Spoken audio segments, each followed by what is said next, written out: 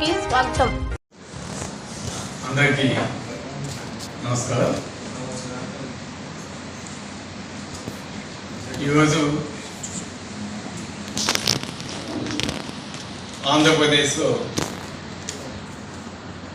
ఏ విధమైన పరిపాలన జరుగుతుందో, అభివృద్ధి సంగతి పక్కన పెడితే ఈరోజు అరాచక పాలన రాజ్యం ఏ విధంగా జరుగుతుందో కూడా తెలుస్తూ ఉంది. ముఖ్యంగా ఎవరైనా సరే గొంతెత్తి ప్రశ్నించిన, వారు చేస్తున్న తప్పుని ఎత్తి చూపిన, వారు చేస్తున్న అన్యాయాన్ని ఎదుర్కొన్న, ఈరోజు వైఎస్ఆర్ కాంగ్రెస్ పార్టీకి సంబంధించిన మా నాయకుడి మీద అయితేనేమి, అదేవిధంగా ముఖ్య నాయకుల మీద అయితేనేమి, కార్యకర్తల మీద అయితేనేమి, వైఎస్ఆర్ సానుభూతి పరుల మీద, అదేవిధంగా సోషల్ మీడియా మీద, మీడియా మిత్రుల మీద కూడా ఈరోజు కేసులు పెట్టి ఏ విధంగా వేధిస్తున్నారో మనం చూస్తా ఉన్నాం. ఈరోజు చంద్రబాబు నాయుడు గారు ఎలక్షన్స్ ముందు అనేక హామీలు ఇవ్వడం జరిగింది.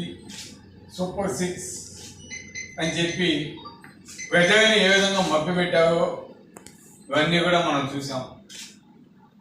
1 సంవత్సరం అయింది. ఈరోజు వారు మహానాడు కూడా చేసుకుంటా ఉన్నారు, జరుపుకుంటా ఉన్నారు. ఆ మహానుభావుడు ఎన్టీ రామారావుని మరి ఆయన గురించి గొప్పగా చెప్తా ఉన్నారు, మంచిది. కానీ ఇవి చేసే పనులు మాత్రం ఏమి ప్రజలకు ఉపయోగపడే పనులు అయితే చేయటం లేదు. ఇచ్చిన హామీలు కూడా నెరవేర్చకుండా మోసం చేయడం, ఇవన్నీ కూడా చేస్తున్నారు. అదేవిధంగా ఈరోజు మన నెల్లూరు జిల్లాకి వస్తే, ఈరోజు అక్రమంగా మన జిల్లా మంత్రి కాకాని గోవర్ధన్ అన్న మీద ఏ విధంగా అక్రమ కేసులు బనాయించి ఈరోజు వారిని అరెస్ట్ చేసి తీసుకొచ్చే కూడా మనం చూసాం. అంతేకాకుండా ఈరోజు రాష్ట్రంలో నిన్న రామకృష్ణారెడ్డి మీద, అంతకుముందు మరి అదే కాకుండా నిన్న తెనాలిలో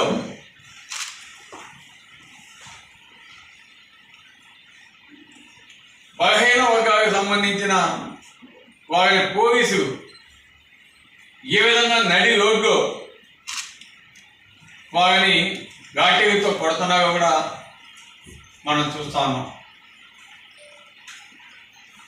ప్రతి నియోజకవర్గంలో కూడా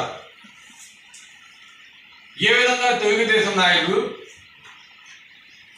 అక్రమ కేసులు బనాయించి వైఎస్ఆర్సీపీ క్యాడర్ని, నాయకుని భయభ్రాంతులకి గురి చేయాలని చూడటం మనం అంతా కూడా చూస్తాము. అయినా కూడా ఈరోజు ఎవరు కూడా కేసులు పెట్టుకోండి, భయపడేది లేదని మా నాయకులు, కార్యకర్తలు ఈరోజు జగనన్నకి అండగా ఉన్నారంటే నిజంగా సంతోషం వేస్తాం.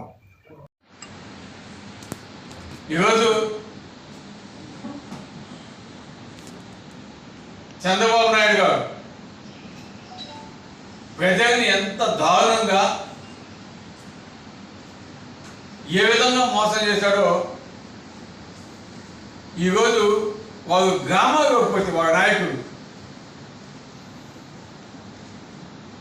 అక్కడ ప్రజలకి ఆన్సర్ చెప్పలేని పరిస్థితి, కొన్ని గ్రామాలకు పోలేని పరిస్థితి. ఈరోజు వాళ్ళు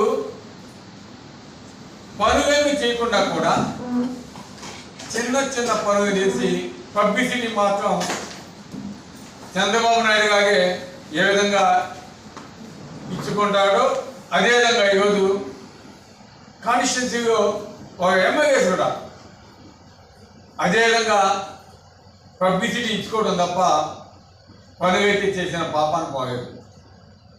వారికంతా కూడా ఒక అమరావతి మీదే వారి దృష్టి అంతా ఉంది. ఈరోజు చంద్రబాబు నాయుడు గారికి కావచ్చు, మంత్రులకు కావచ్చు, తెలుగుదేశం నాయకులు కావచ్చు, అందరిది కూడా ఒకే బాట, అమరావతి బాట. ఎక్కడ డబ్బు వస్తుందో, మూటలు వస్తాయో అక్కడే దండుకోవాలని చెప్పి ఈరోజు అమరావతిలో ఈరోజు వాళ్ళు ఆ ప్లాన్ వేసుకొని ఒక అమరావతిని అభివృద్ధి చేస్తామని చెప్పి ఈరోజు వేల కోట్లు ఏ విధంగా వాళ్ళకి సంబంధించిన కొంతమంది కాంట్రాక్టర్లకే కాంట్రాక్ట్స్ ఇస్తూ ఏ విధంగా వాళ్ళు ప్రయత్నం చేస్తున్నారో మనం చూస్తాము. ఈరోజు ఒక అమరావతి కానీ ఇన్ని వేల కోట్లు ఖర్చు పెట్టి అభివృద్ధి చేస్తే అక్కడ బాగుపడేది పేదవాళ్ళు కాదు, ఓన్లీ పెత్తందారులు లేదా తెలుగుదేశంకు సంబంధించిన 5-6 మంది కాంట్రాక్టర్స్ అనేది ఈరోజు ప్రజలందరూ కూడా అర్థమవుతా ఉంది. అవి ఎక్కడ ప్రశ్నిస్తే వారి మీద కేసులు పెట్టడం ఇవన్నీ కూడా చేస్తా ఉన్నారని కూడా తెలియజేస్తున్నాం. అదేవిధంగా మా నాయకుడి మీద ఈరోజు మనం చూస్తాం, ఏ మీడియాలో చూసినా కూడా ఎంతోమందిని మా పార్టీకి సంబంధించిన ముఖ్య నాయకులను అందరూ కూడా కొంతమందిని మద్యం కేసులో కూడా ఇరికించడం జరిగింది. అదేవిధంగా కావాలని పుకారు జగన్మోహన్ రెడ్డి గారిని కూడా అరెస్ట్ చేస్తారు, అది ఇదని పుకారు ఏ విధంగా చేపిస్తున్నారు కూడా మీడియాలో చూస్తాను.